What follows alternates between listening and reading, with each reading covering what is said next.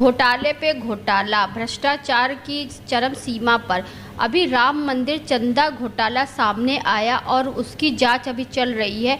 वहीं पे दिल्ली स्वास्थ्य विभाग से 650 करोड़ रुपए का घोटाला सामने आया। नमस्कार, मैं अर्चना और आप देख रहे हैं हंगामा टाइम। जिस तरह से प्रधानमंत्री 2014 से पहले बयानबाजी करते थे कि हमारी पार्टी भ्रष्टाचारियों से मुक्त रहेगी और भ्रष्टाचारियों से दूर रहेगी, घोटाले कोई नहीं होंगे, लेकिन बीजेपी सरकार में इतने बड़े बड़े घोटाले हो रहे हैं और प्रधानमंत्री मुख्यमंत्री चुप्पी साधे हुए हैं। जहां राम मंदिर का 700 से ज़्यादा करोड़ का घोटाला सामने आया, लेकिन प्रधानमंत्री की कोई भी टिप्पणी सामने नहीं आई।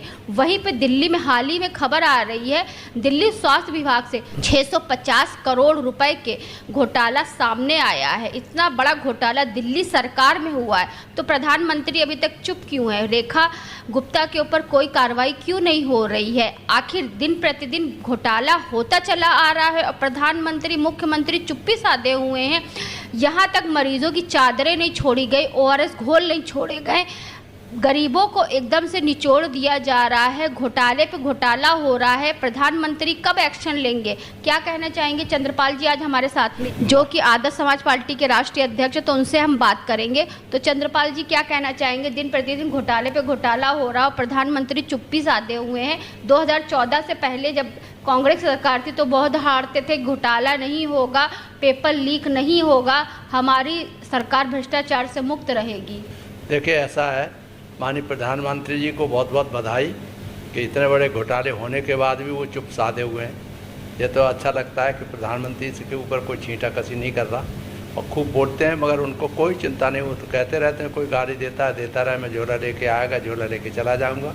इसीलिए चाहे उन्हें कोई चिंता नहीं है कि क्या कुछ हो रहा हो, कितना करप्शन हो रहा हो। और करप्शन हो रहा हो जब कोई पॉइंट आउट करें तो कहते हैं कि 0 टॉलरेंस ऑफ करप्शन। माननीय होम मिनिस्टर जाके वेस्ट बंगाल में चिल्ला कह रहे थे 0 टॉलरेंस ऑफ करप्शन। तो करप्शन के 0 टॉलरेंस ऑफ करप्शन तो आदर्श समाज पार्टी ने सबसे पहले अनाउंस किया था कि 0 टॉलरेंस ऑफ करप्शन नहीं होगा तब तक साफ़ सुथरा प्रशासन नहीं चल सकता। ये हालत इतनी ख़राब है कि उसके लिए हमने कहा था कि नीचे से ऊपर तक जितने भी है करप्शन के मुद्दे होंगे कहीं भी, वो सब ऊपर से शुरू होते हैं और नीचे तक पहुंचते हैं।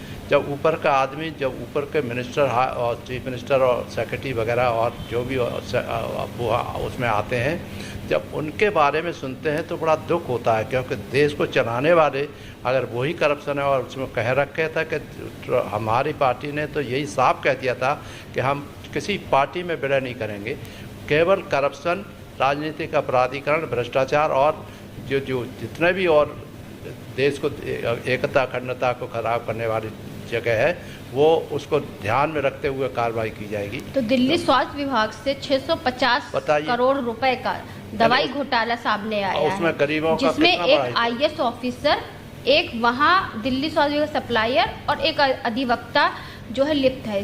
देखिए, ये कितना शर्म की बात है कि IAS ऑफिसर का भी नाम आता है। हाँ, क्योंकि IAS ऑफिसर मिनिस्टरों के संबंध के विभागीय IAS ऑफिसर बड़ा पद। अरे विभागीय मिनिस्टर के अलावा जो होता है, जो दस्तखत करने के लिए विभागीय मिनिस्टर होता है, करने धरने वाला सब IAS ऑफिसर होता है।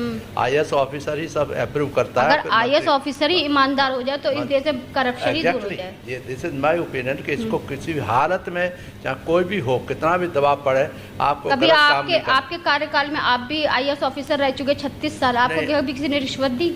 नहीं, मैं रह चुका हूँ और मैं लड़ा हूँ, भ्रष्टाचार के विरुद्ध ही लड़ता रहा और खुद परेशान रहा। क्योंकि जब मैं बात उठाता था फौरन ट्रांसफर कर देते थे, पता लगा कि ट्रांसफर हो रहा है। कितने ट्रांसफर हो चुके हैं आपके? जाने कितने, मैं क्या गलती बताऊँ आपको। ट्रांसफर हर बात में, छोटी छोटी बातों पर ट्रांसफर इतना करते थे, हंसते थे, परेशान करते थे सब लोग कि देखिए ये जब पागल है। तो आज भी जब सारे पार्टियां हमको बुला रही हैं, मनमोहन सिंह साहब ने कहा, राजनाथ सिंह ने कहा, फिर भी त्याग दिया। हमने कहा हम कोई भी आदमी तो हो जो आवाज़ उठाने वाला होगा, इसलिए हमने पार्टी अलग से बनाई और उसके आधार वही है, भ्रष्टाचार बंद होना चाहिए, राजनीतिक अपराधीकरण बंद होना चाहिए, जातीयता के आधार पर डिस्क्रिमिनेशन होता है वो बंद होना चाहिए, एंड जितना भी है गरीबों के लिए सहायता के जो बात सब्सिडी वगैरह वो होना चाहिए, उनको मकान मिलना चाहिए, ज़मीन जो पड़ी हुई है सीलिंग के अंतर्गत उनको डिस्ट्रीब्यूट होना चाहिए, जो हम कर चुके हैं। वो भी नहीं हो पा रहा ठीक से। तो भ्रष्टाचार के अलावा और कुछ नहीं, सब सारी अब योजना। बताइए ORS घोल, चादर, इन सब को लेकर के घोटाला सामने आया है। 2.5 रुपए का ORS घोल 14-15 रुपए का। देखिए, सारा का सारा जीवन के जो पद्धति है रहने की, उसके ऊपर डिपेंड करता है। जब आपका खाने पीने के धंधा कम है और तब वो जो किसी तरह से रास्ता निकालते हैं कि किसी तरह से रुपया ठगा जाए, किसी तरह से रुपया करा जाए, तो ऊपर से नीचे तक चेन बनी हुई है, कोई कुछ कर नहीं पाता, इसलिए कोई कार्रवाई होती नहीं दिखाई देती। कुछ होते हैं तब होते हैं। जब आपने आवाज़ उठाई है अभी मंदिर के राम मंदिर के मामले में, तब रीपा पोती, अभी भी हम तो बिल्कुल साफ कहना चाहते हैं कि रीपा पोती हो रही है। SIT छोटे छोटे पुलिस ऑफिसर्स की और उनके बनाने से तो कोई फायदा नहीं होगा। उससे पहले SIT बनने से पहले भी तमाम हाथ साफ हो गया। अरे कहाँ का SIT का गठन करेंगे? राम मंदिर चढ़ावा घोटाला, अभी मध्य प्रदेश में जो मुख्यमंत्री बने वहाँ पे इतना बड़ा घोटाला सामने आया है। दिल्ली सरकार में देखिए कितना बड़ा घोटाला सामने आया है। दिल्ली में पानी की किल्लतें इतनी बताया जा रहा है। पेट्रोल, अब वहाँ पे पेट्रोल की गाड़ियाँ बंद हो रही हैं।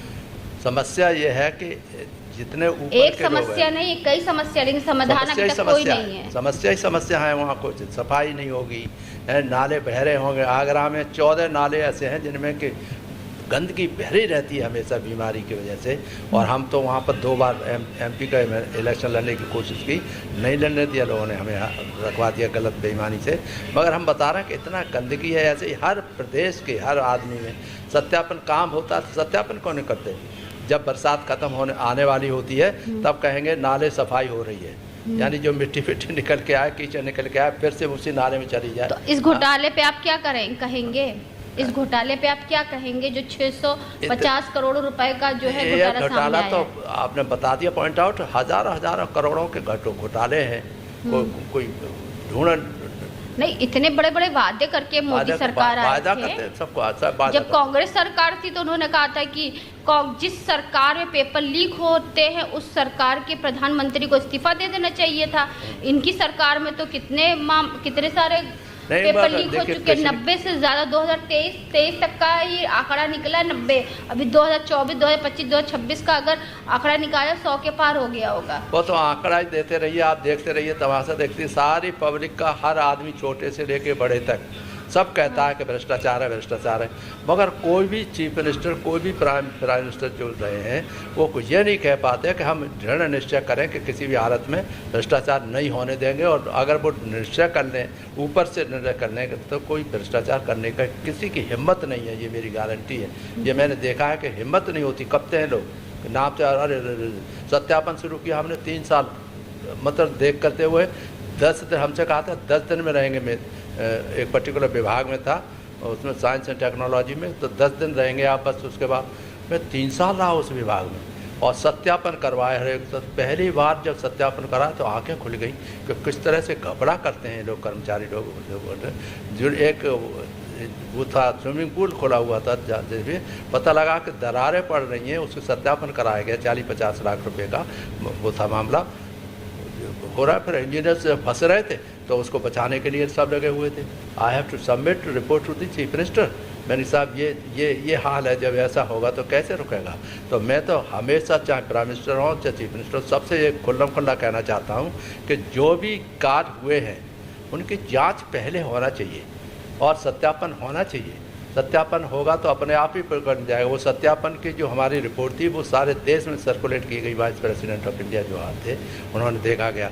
तो इस तरह का आप सत्यापन क्यों नहीं करा पाते? क्योंकि सत्यापन कराएंगे। जब हमने सत्यापन कराए तो एक मिनिस्टर साहब थे उत्तर प्रदेश में, उन्होंने कहा मेरे क्षेत्र में, मेरे विभाग में कुछ पकड़ा है सत्यापन, उन्होंने कमेटी ने, तो उसको लेकर उसको अलग से 2 लाख रुपया उससे मांगने लगे। तो ये हालत होगी। तो मैंने तो कहा माननीय मुख्यमंत्री से, ये हालत है, हम बदमाशों को पकड़ रहे हैं, वो कह रहे हैं कि रुपया लाओ तो हम छोड़ देंगे, तो छुड़वा देंगे। तो ये जो नीचे तो से आपने रुपया लेकर के बदमाशों को छोड़ा? हम तो क्या, छोड़ने का सवाल ही नहीं। नहीं, पैसा लेकर के आपने नहीं, हमें छोड़ने का सवाल उठा, हम तो उल्टा टांग। हाँ। कोई बता नहीं सकता कि किसी करे, हमको परेशान जरूर कर सके, ये बात सही है कि जरा सी बात। आपने अपने कार्यकाल में किसी को रिश्वत लेके छोड़ा नहीं?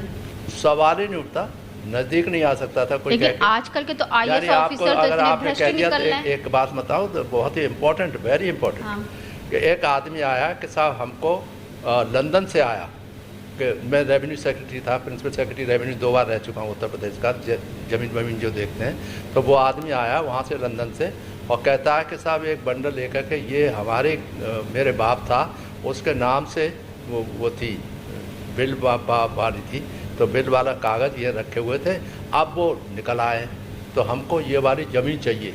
और कितना 17,000 एकड़ ज़मीन जो उसको मिले और लखीमपुर खीरी में। और कैसे हो सकता है? फाइल मंगाई गई, रोज़ मोटी फाइल, जिसमें कैसे भैया कैसे होगा कि हमें मिल गया। और उस आदमी ने इतना कोशिश किया, मुझसे कहे बार बार कि साहब वो राजनाथ सिंह चीफ मिनिस्टर थे, मैं नाम दे के कह रहा हूँ, मगर कह उन्होंने कहा है कि साहब उनसे मिल लो साहब से जाके।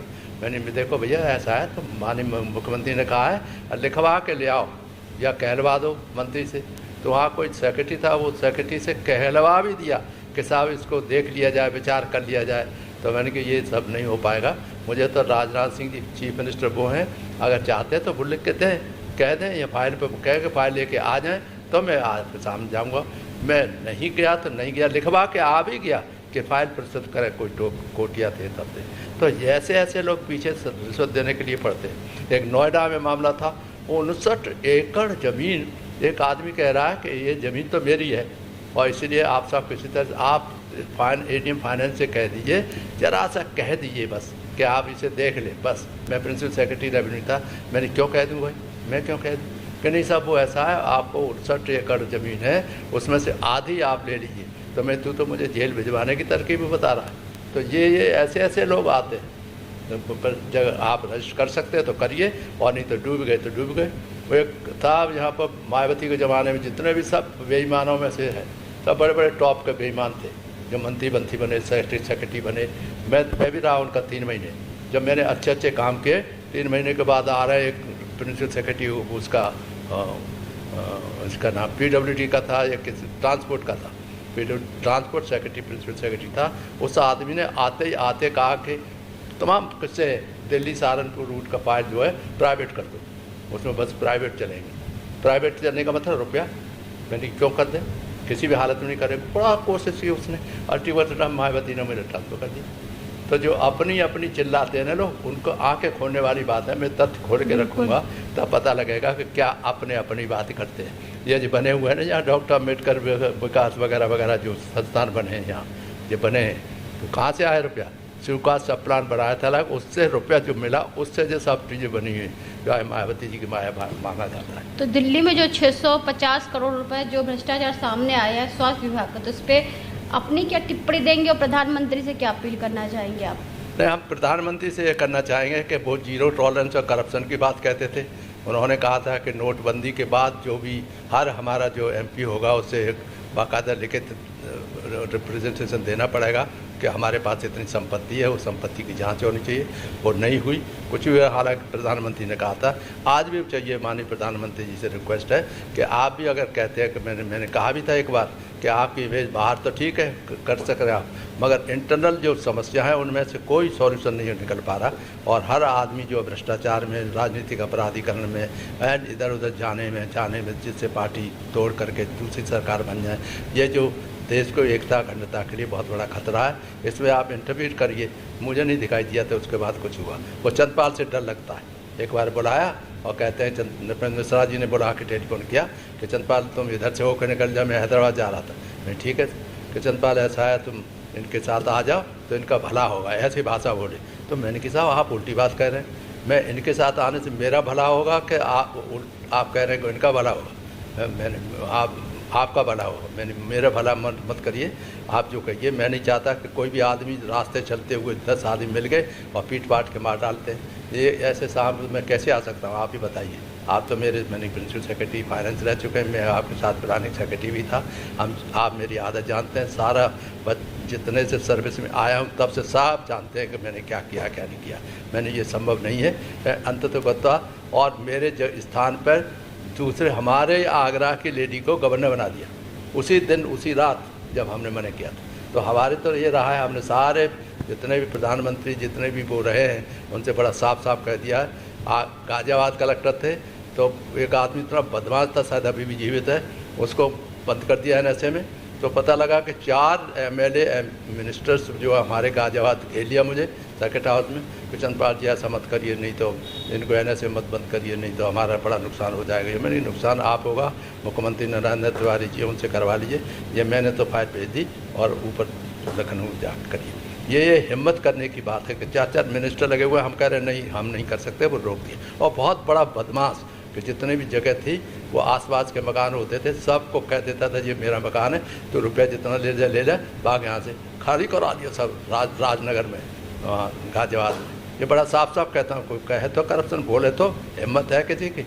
अब हमको डर लगता है, सीतापुर में किया वो भी तब बड़ा बदमाश था, जज को मार दिया दिल में, वो कोर्ट में। हमने सख्ती से कार्रवाई की, सुप्रीम कोर्ट तक गया वो लड़ते हुए और जेल भेजा, फिर आज अल्टीमेट हिम्मत मरा गया। तो ऐसे लोगों के साथ हमने किया है तो डर लगता था कि आज हम सोचते हैं कि हमें कोई मार दे, कुछ भी जो देश के प्रति लोग कहते हैं झूठा भाषण देते हैं, हम तो बिल्कुल पक्का कहते हैं, दिल से कहते हैं कि हमारे फादर स्वतंत्रता सेनानी थे, मैं भी स्वतंत्रता सेनानी का बेटा हूँ। किसी भी हालत में हम झुक नहीं सकते, चाहे मुझे अकेला लड़ना पड़े। भ्रष्टाचार खत्म होना चाहिए, राजनीतिक अपराधीकरण खत्म होना चाहिए और सांप्रदायिकता खत्म होना चाहिए। जितने भी बुराइयां हैं जो देश को अखंडता को खतरा है पैदा कर रही हैं, धार्मिक पॉइंट ऑफ व्यू से राजनीति में जो जोड़ा जा रहा है वो भी बहुत ही डेंजरस है। अब बताइए क्या क्या क्या नाम के पार्टी बना ली है किसी ने? Cockroach party. कोई कॉकरोच कौन सी पार्टी होती है भैया? ये कर रहे बधाई हो, कॉकरोच जैसे चाह रहे हैं वैसे करना चाहते तो करें, मगर मैं तो चाहता हूँ सख्ती से निपटना चाहिए क्योंकि ये देश के खिलाफ है। धन्यवाद। तो ये थे हमारे साथ में आदर्श समाज पार्टी के राष्ट्रीय अध्यक्ष डॉक्टर चंद्रपाल जी, जो कि IAS ऑफिसर भी रह चुके, IPS ऑफिसर भी रह चुके। उन्होंने 43 साल देश को अपनी सेवाएं दी हैं। तो उनसे हमने बात करी, जिस तरह से लगातार भ्रष्टाचार दिन प्रतिदिन बढ़ता चला जा रहा। अभी राम मंदिर भ्रष्टाचार मामला सुलझा नहीं था, दिल्ली यानी कि देश की राजधानी दिल्ली से मामला सामने आया। 650 करोड़ रुपए का घोटाला सामने आया है स्वास्थ्य विभाग का। जिस तरह से दिन प्रतिदिन घोटाले सामने आ रहे हैं, तो देश के प्रधानमंत्री क्यों चुप्पी साधे हुए हैं? इस तरह से उनको बोलना भी चाहिए और सब चीज़ों पर जो है अब कड़ा एक्शन लेना चाहिए। भ्रष्टाचार 1 करोड़ 2 करोड़ का नहीं है, कहीं 700 करोड़ का है और कहीं 650 करोड़ रुपए का है। तो ऐसे भ्रष्टाचार जिस तरीके से दिन प्रतिदिन उजागर हो रहे हैं, तो इसी मामले को लेकर के आज हम आए थे डॉक्टर चंद्रपाल जी से बात करने के लिए। तो ऐसे ही बने रहिएगा हंगामा टाइम न्यूज़ के साथ में, ऐसे देश प्रदेश के मामलों पे हम बात करते रहेंगे। तो इसी के साथ मैं अर्चना आपसे जाना चाहूँगी, धन्यवाद। बने रहिएगा हंगामा टाइम न्यूज़ चैनल के। हंगामा टाइम्स की तमाम खबरों को देखने के लिए हंगामा टाइम्स को सब्सक्राइब कर लीजिए और बेल आइकन दबा लीजिए। अगर आपको ये वीडियो अच्छा लगा हो तो लाइक बटन प्रेस कर अपनी प्रतिक्रिया हमारे कमेंट बॉक्स में देना मत भूलें।